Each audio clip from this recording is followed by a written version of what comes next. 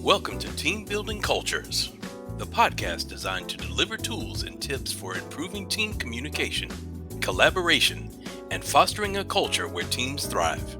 Now, here's your host, Beverly Hathorn, owner of Strategic HR Consultants.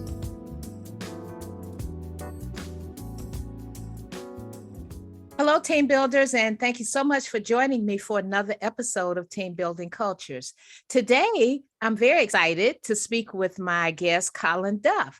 Colin is CEO of Mosaic Innovation. It's a cultural transformation consultancy that helps enterprises turn every colleague into a person on a mission. Today, Colin's going to talk to us about a team manifesto and how it gets colleagues pumped and aligned with an inspiring declaration on their purpose, vision, goals, and mantras.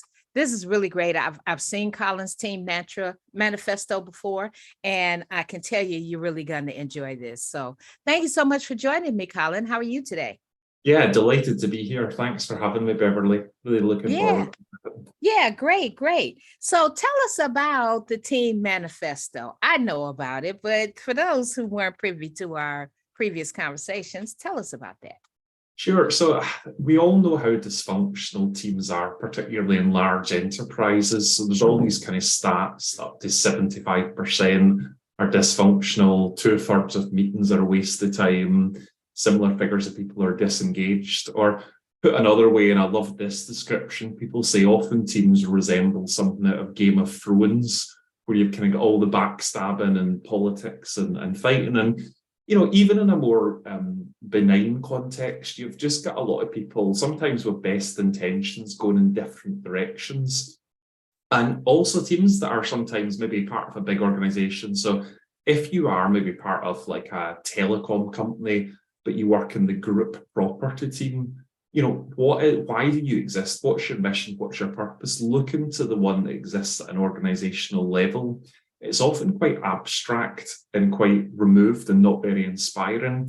So that's really where the genesis of this came about, was thinking about how can we actually, if you think of each team as its own mini business, so almost like its own, like agencies do this really well, where they have a brochure, what does this team stand for? Or just like a political party, what's its reason for being? And that's what the team manifesto is about. As I say, it sounds quite grandiose, but it's really quite simple and quite easy to do with a team. And the one thing I really love about creating a physical document is, with a lot of team building, people go and have fun in a day, but it ends up being a bit of a sugar rush because there isn't any legacy. When they look back in 3 months or 6 months, they have a fond memory. Whereas when you create a team manifesto, it's a living document that you can refer to and say, are we living up to our values and attaining our vision? But also, for example, for onboarding new colleagues, you can show them, is this the kind of team you want to be part of? Or even other stakeholders to say, what does this team do? What's it about? So looking forward to telling you all about it. Well, that sounds really great, Colin, because I've been a part of a team where we didn't seem to fit the company's general mission and vision. It was like, okay, we're here and, but how do we impact? So your team manifesto, do you have a copy of one that you could show us today? Yeah, absolutely. Let me just bring it up. So I'll show you the framework and then I'll show you an example. So this simple framework here, we start with the purpose. So most teams get really caught up on like what they do, but this is the why do you actually do it. And for any listeners familiar with Simon Sinek, Start With Why, who done the very famous TED Talk, you'll probably appreciate the value of that. And then we're looking at the vision. So this is qualitatively, in big picture terms, over the long term, what is this team seeking to achieve? So the vision shouldn't be changing even year to year. It'll typically be quite long. And then we talk about goals. And I'm not talking about your typical operating objectives, like we need to move this metric by 5%, or we need to make it a bit more efficient. I'm talking about what are the most important rallying cries over the next period. Now, usually we do the manifesto over around about a year, and we typically would have between about 3 to 5 goals. And I'll give you some examples and more details. And then the sexiest part, or the most exciting part for me, are what are your mantras? Now, every organization always talks about values, but they tend to be a bit banal and flat. They kind of have to be when you're dealing with a big business. So we've all heard stuff like teamwork, trust, integrity. Nothing wrong with it, but a bit bland and a bit yawn. So the mantras are the stuff I like to think in the UK, we'd say your inner monologue because people are quite reserved.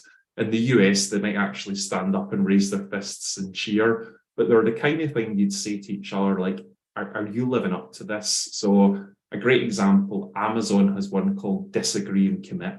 So they expect you to speak up and have a fierce debate, but once the decision's made, everybody needs to align behind it. So there's literally people sometimes saying in meetings when someone's going on about it, look, we've made the decision, you need to disagree and commit, get on board, as an example.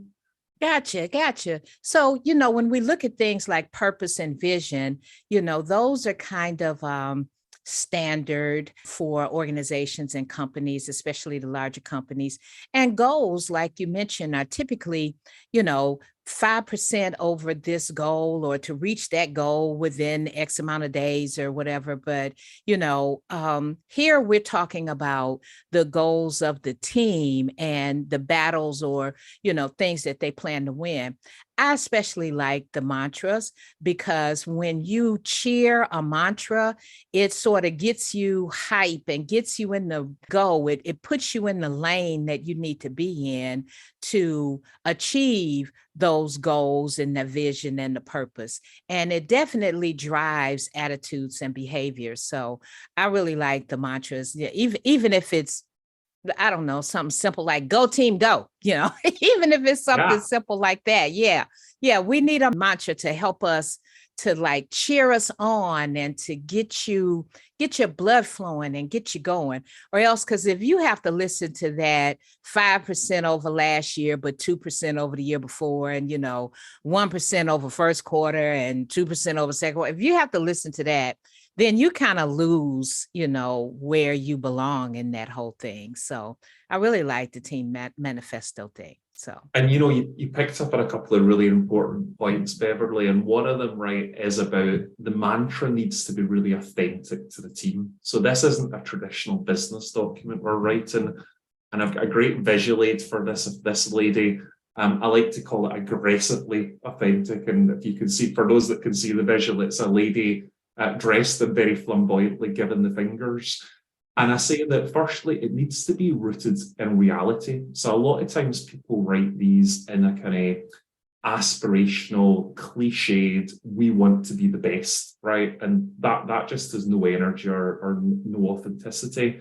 And it should come from the heart. So I really encourage people, imagine we're doing this in a pub after a few drinks, right? And we want lots of personality. Now, if you're at a bank and it's quite serious, your manifesto is going to be very different than if you're in a cool tech startup, as an example. So, I worked for a big hotel chain and they had effing up as part of it because that was really authentic to the team. We want you to make mistakes because that proves that you're actually pushing the envelope and being innovative. We don't want you to come and play it safe. Or another great mantra for them was get to yes. And this was this team was a team that needed to sell ideas. So they're saying, look, you're always going to come up with a no. We need you to overcome it. So. Mm-hmm. And I like the one that you mentioned before, which was disagree and commit. So, when you disagree, if everybody in the room is on the same, point and of the same thought and everything, sometimes somebody in the room's not thinking. Somebody's just going along with it. So when you start to disagree and commit, I think two things happen. Number one, you get the creativity flowing and, the thought process and the innovation, but also that can only be successful if you've created a culture where people are comfortable speaking up and comfortable putting their thoughts out there, and then when you talk about messing up is part of the journey. Okay, so when people are allowed to fail forward, that's when they step up and they bring those ideas and they bring those thoughts. Because if that's not happening and, you've got a toxic culture, you're only getting just a little bit of what your employees have to offer. You're not really opening up a situation or an environment where they can bring their authentic selves to work, their whole selves to work. So I really like these mantras. Yeah, that's Couldn't great. agree more. Well said, Beverly. Yeah, yeah. So, what's next on our manifesto?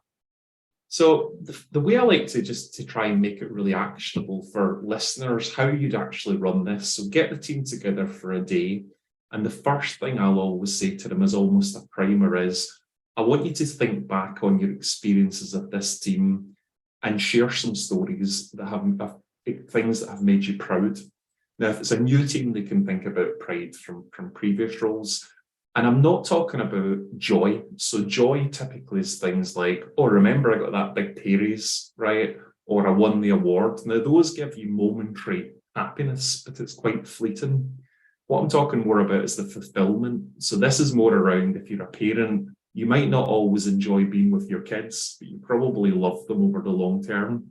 So usually it's where you've helped other people, most often customers, and that can be internal customers. And it's a great way for people just to think about what's the magic or the DNA of this team.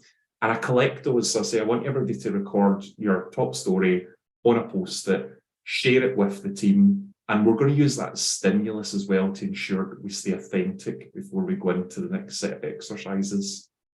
And then the first one we do is your why. And there's quite a fun exercise where we use almost a reverse technique. And what I say to people is, I want you to imagine that the terrible thing has happened. This team no longer exists. There's been a big budget cut, some horrible restructure, right? Who actually cares that your team is gone? What will the impact be of this team not being there? And, I've done this several times now, and there are sometimes teams have a bit of soul search and say, oh, yikes, like, who would care? Where, particularly if you're a team that's maybe mandated, right? So you're regulatory affairs. But usually teams can say, actually, there is somebody whose life they might not realize immediately, but would soon become, less good. And what kind of impact would that have? And it's a really interesting framing to think about what is the role this team plays in others. And then what I'll ask them to do is a really simple formula, and I'll maybe show this one on the screen, just for how do you land your why. Now, usually at an organizational level, there's lots of examples, but I like to give people, what's an example of a why for a team? So there's a simple formula, I call it a purpose statement. So if you say, we exist to do an action so that, what is the benefit? Couldn't be simpler. So for example, we at my company had to help people rediscover their passion for work so that they can thrive and achieve their potential. So that was something that really got us out of bed in the morning and thought, right, that's why we exist. But I'll give you some other fun examples from some companies we've worked with. So we worked with a big transportation company in Scotland. And Scotland is a very, we'd say, no-nonsense culture. People say what they mean. So we said to the team leading the transformation of this transport company, tell us, why do you exist? And they said, bigger trains, better trains, faster trains. And we're like, whoa, like that is just beautiful in its simplicity. Or we a cybersecurity team we work with at a big tech company. And again, this takes lots of going around because people give you the bland answers or they give you quite convoluted long ones. And it's really important to have a very simple articulation. But theirs was to keep the bad guys out without making things difficult for the good guys. Now, when we started it, they just had something about, quite a bland business speak of, oh, we're here to protect the business and mitigate against strategic threats, blah, blah, blah.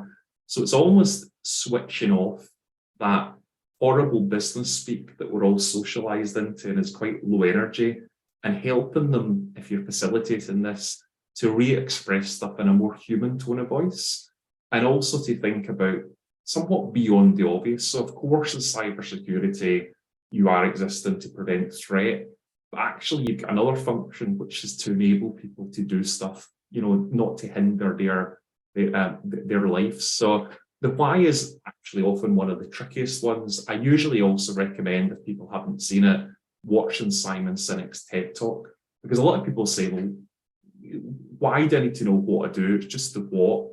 But all of the evidence shows that when you find your why at a team level, and even in an individual level, you tend to be more motivated and fulfilled. You tend to be more innovative, and there are just so many benefits. So that's the first grounding is, well, why are you here? And then we'll get to the what. Yeah, that's great. And I can see where that would be wonderful for employee engagement and creating a culture where everyone contributes and brings their best selves, their professional selves, to the organization. Because when you created such a roadmap, you remind me as a team member, you remind me of my purpose. I might be an accounting person, and I sit there and I crunch numbers all day, but you remind me of why, and you remind me of who I'm crunching these numbers for, and what happens if I don't crunch these numbers, and how important these numbers are. So then I start to think of better ways to crunch the numbers. I start to think of different ways to present the information. If I'm thinking of who I'm serving, then I start to think of, do they understand what I'm saying? How can I make this better for them? So I can see where this manifesto would be really great for improving the team performance, the productivity, because now they're not just there showing up for work. They got a purpose, they're driven, they got a line, a track to run. They know where they're going and why they're going there. So I've said before, I really like this manifesto idea. And I like the cybersecurity mantra, because I'm one of the good guys that often gets locked out when, when security gets stronger. I'm like, oh my God, I can't get in. I almost wish I knew the hacker so I could just call him and ask them what are my passwords. Yeah, I had that similar, I hate that resetting your passwords. It's a nightmare. Yeah, it's a nightmare. And once we've done the why, then we get to the what, and we'll get this great tool called a Futurecast. And it sounds complicated, but really simple. And it's just thinking on 5 to 6 key dimensions. Let's really pinpoint, where are we today and where do we want to go? Now, usually when people do these kind of strategic tools, they get quite complex because they're quite lengthy and in-depth. This one is the exact opposite. We say to you, we want a single word represent. So we force you to get off the fence. There's no hiding place on where are you today and where do you want to go. So the first dimension, I've shown an example here, people can see it, is what do other people think about this team? So that can usually be your maybe internal customers or your peers or senior leadership. And this is an example from a team we work with in a tech company. And they said, to be honest, we're seen as optional, right? People say, well, I guess we have to use those guys. They're kind of nice to have, although sometimes they slow us down. And this was the service design team. So these are the guys that design the digital experiences. And we said, well, look, where do you want to get to? And usually we're again talking about over a year period. And I said, we want people to actually want to use us and think, oh, those guys are mission critical, right? And we get what they do. So, and this always causes great debate because it's often usually teams doing a manifesto, to be honest, when they bring us in, they're teams that are not performing as strong as they want to. But there's always usually a scattering. So there's some superstars in most teams and some other people. And what we're trying to get here is almost a kind of average, right, across the team of what people are thinking. And the next one we talk about is, what is the role of this team as well? So in the case of the service design team, and I'll not go through all of these, they said, well, our role today is people already know what they want, and they just tell us, could you just document that and just make it happen? But we've done the strategy. And where they wanted to get to was saying, no, actually, we want to be thought partners. We want to shape the design. We want to actually be doing the problem solving, not just the execution. And if you ask lots of teams, so we worked with a marketing team as well, they were saying, well, all we are really doing is just trying to sell as quickly as possible and generate leads. We actually want to build a brand, right, and build loyalty and, do a lot of other exciting marketing things. So a lot of teams have aspirations to get to somewhere higher. Now, what I'd recommend when you're doing this, and I'll not go through all of them, is it's really important to have something that is both ambitious and attainable.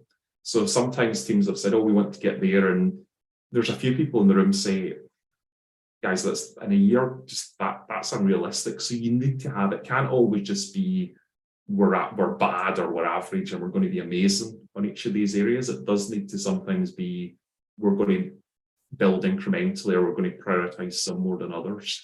So the other one's just for anyone that's listening, we talk about what are for example, the deliverables, and really big one, what is the mindset in this team? So, and the team I was talking about, they had one almost a backseat where they were seen as, kind of like on the bus rather than driving the bus. They wanted to lean forward. What kind of leadership style do you want? Is it maybe traditional command and control of this team? And we wanted to move more towards enabling, sometimes called servant leadership, where it's much more egalitarian.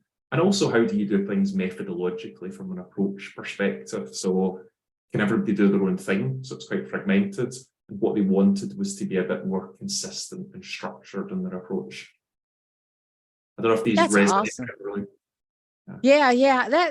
That's awesome. That is so. I'm a very organized person, and I like to.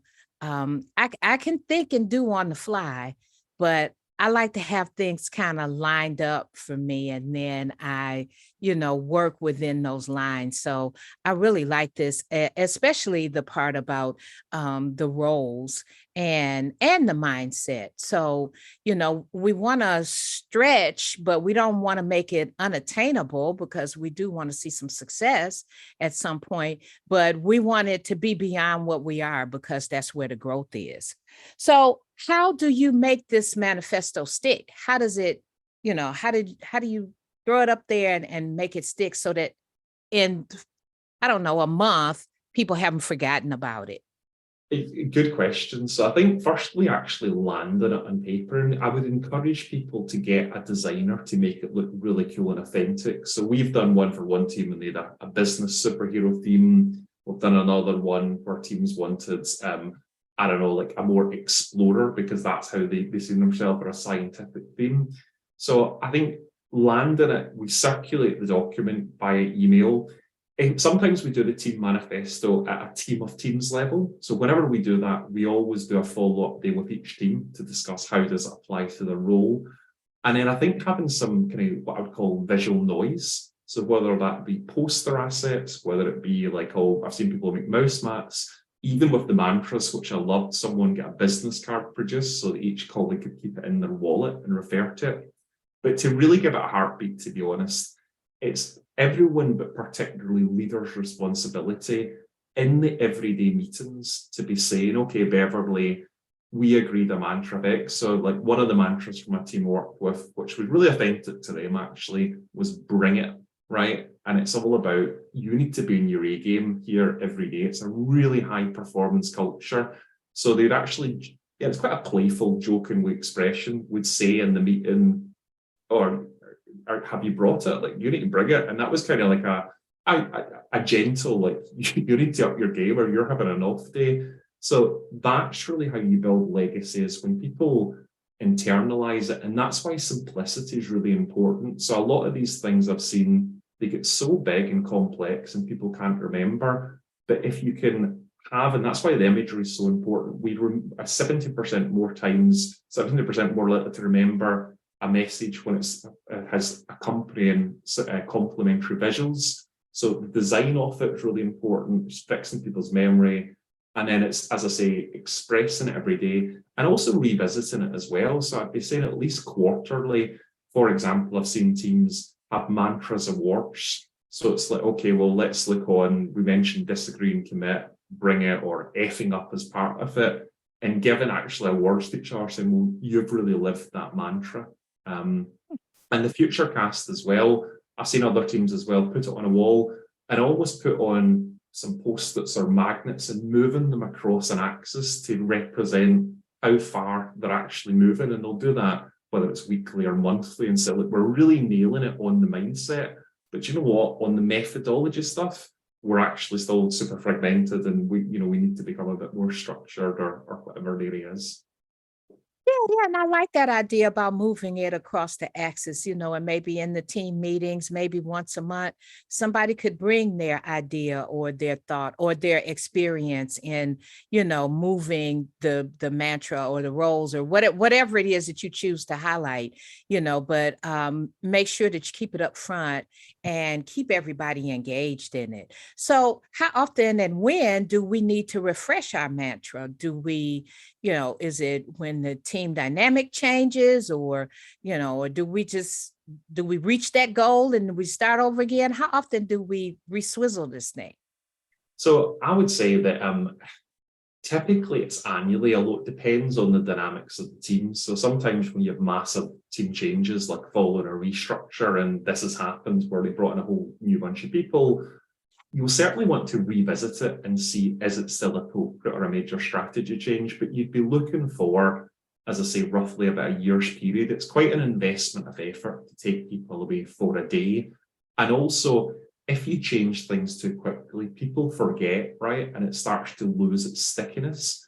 But when you're updating this annually, what you'll often find is that your why typically won't change. Your vision as well is usually a 3+ years. It's the goals, so those are the most important operating things. They will usually change annually, so you want to certainly update those. And similarly, the mantras as well, most of them will stay the same, but you might actually decide to swap one or two out and say, do you know what? Everyone here now is really comfortable with X, so we're now going to add a new one and subtract it or swap it so that we can focus on a different area. But yeah, I think annually is a good way to look at a team planning cycle. Okay. Yeah, that manifesto has a lot of benefits that I can just think of, just right off the top of my head, having led various teams of various skill levels. I can see where it could, for people who like to work in silos, you can still do that, but know that, this is the goal for your contribution. This is what we'd like to see you contribute to. And, it can even help with collaboration, with people working together when they see each other can have input on the other's position or work role or whatever, how they can, it can increase collaboration. I think the manifesto is a great idea. I really like the mantra, shout it out every morning during coffee, or, I don't know, at the end of the day when, I really like the mantra because, that really gets people going. So Colin, thank you so much for bringing this information to us today. Do you have anything that you'd like to share with our listeners for those who might want to learn more? Yeah, if you're interested, if you come to mosaic-innovation.com, downloads, there's a Team Manifesto toolkit there with some examples and all of the exercises. And, I just encourage people, this is such a useful tool. It's something that you can do yourself. You'll get every team we've done it for has said the benefit and the legacy is just incredible. So yeah, give it a go. And if you have great results, please let Beverly and I know. We love hearing about success stories. Yeah, most definitely. And how can we reach you? How can people get in touch with you? Just want to chat or see what you got going on? Just keep current. Yeah, so it's again, just you can contact me directly, Colin@mosaic-innovation.com. And yeah, I'd love to talk to people what they're doing in the cultural transformation, as I call it, space. People call it human capital, or just really how do you keep employees happy is another way of thinking about it. Yeah. Okay. Well, thank you so much, Colin. Listeners, get your team manifesto. It's like a roadmap, and just, get your team manifesto, get your mantra, shout it out, and get everybody on board the same train, moving in the same direction, help them understand their purpose and why they're there and who they impact. So Colin, thank you so much. Colin of Mosaic Innovation, thank you so much for bringing this to us. This is great info. Thank you so much. Have a great rest of your day. Goodbye. Thank you for tuning in to another episode of Team Building Cultures. We hope we have delivered helpful and enlightening information to help you create your dream team. Join us next time